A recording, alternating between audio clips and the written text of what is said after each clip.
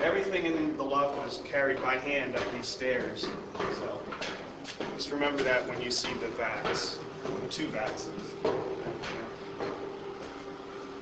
here we go. Some people have asked, like, what exactly, what is the loft? And I was just like, well, it's like a clubhouse, Except we don't have secret handshakes or anything. But it's neat too when we have like friends over, like visiting from out of state or whatever, and they're into computers like we are. There's a place we can bring them here, and they can sleep here. I mean, initially we were just looking for storage space, to just store stuff, and it's turned into sort of a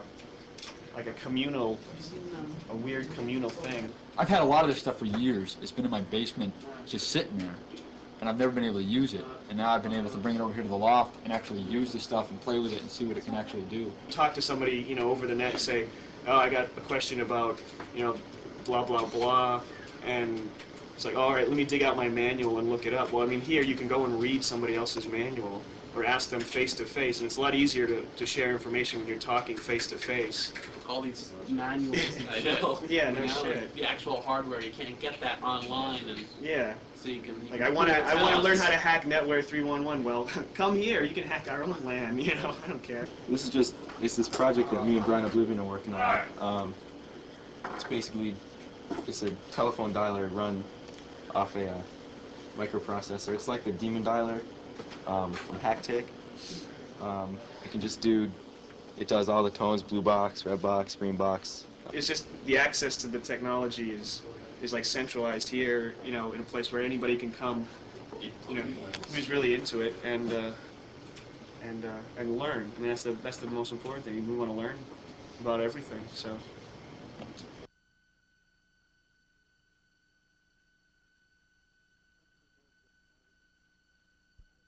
It's come to be more than just a magazine. It's an attitude. It's a way people think of things. People ask questions. People spread information. People gather together. People basically challenge authority in various ways, and that's what 2600 has become. It started out with a magazine, but it's growing in many different ways. We have meetings all over the world now, where people get together and explore things and trade information.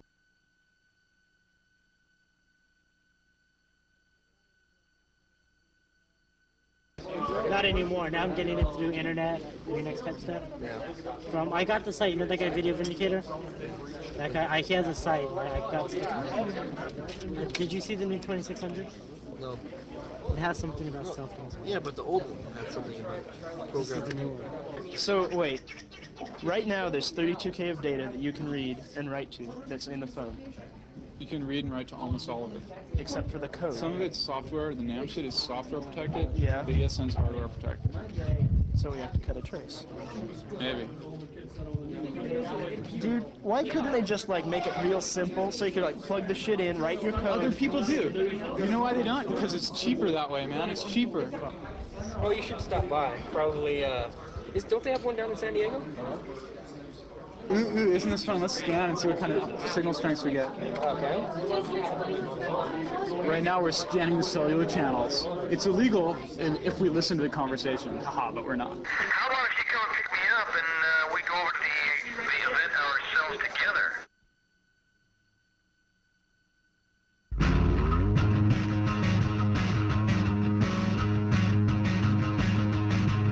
Yeah, somebody said, whoever around here somewhere said we're involved in this thing to break into the hotel computer, which we weren't. Just because the phones, they're going, the phone lines are running outside our room. And they're saying that, oh, just because it's running outside our room, it's somehow, telepathically or something, we're trying to break into the computer.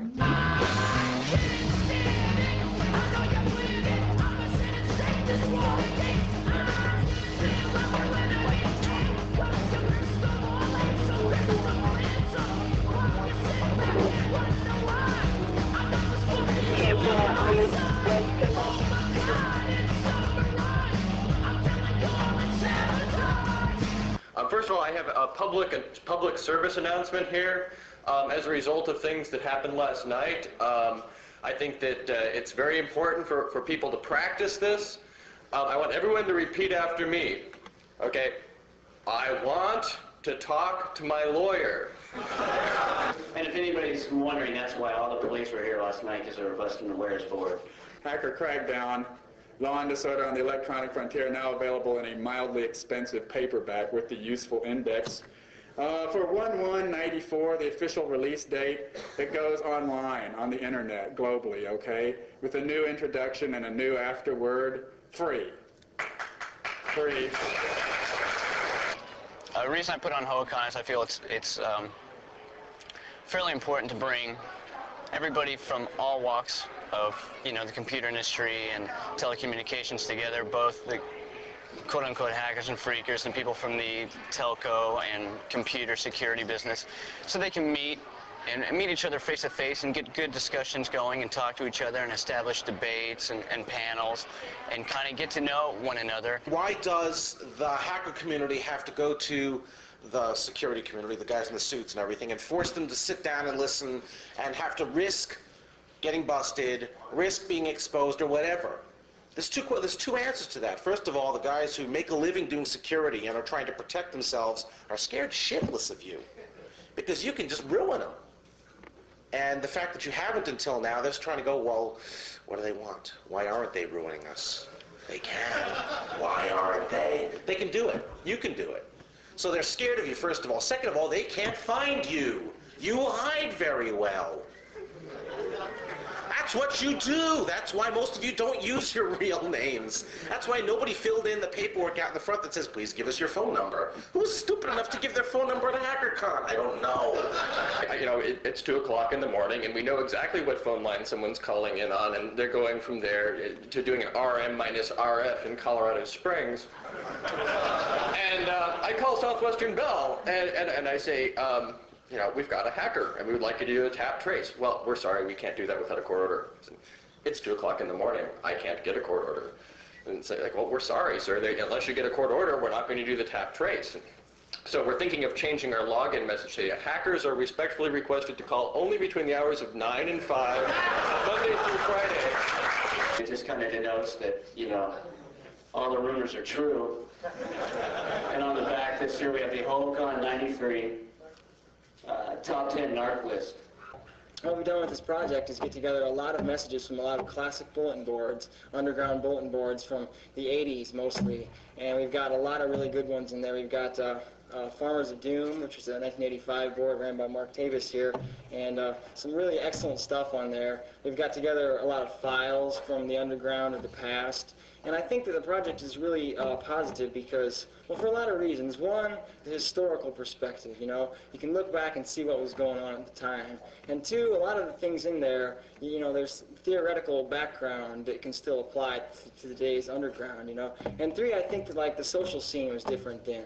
You know, this is before Wired and Mondo and everything. You know, this was like TAP and 2600 were around. This year I had more than just a few security personnel tell me that they were really happy that they came because they got a chance to meet the people that they considered to be like little rampant chaotic anarchists who had nothing better to do than go blow stuff up and break into every system out there and just cause chaos and destruction. And when they meet them face to face and they find out that they're quite intelligent and well-spoken and polite, and they can talk to them one-on-one and really get to know them, I think that their opinions kind of change.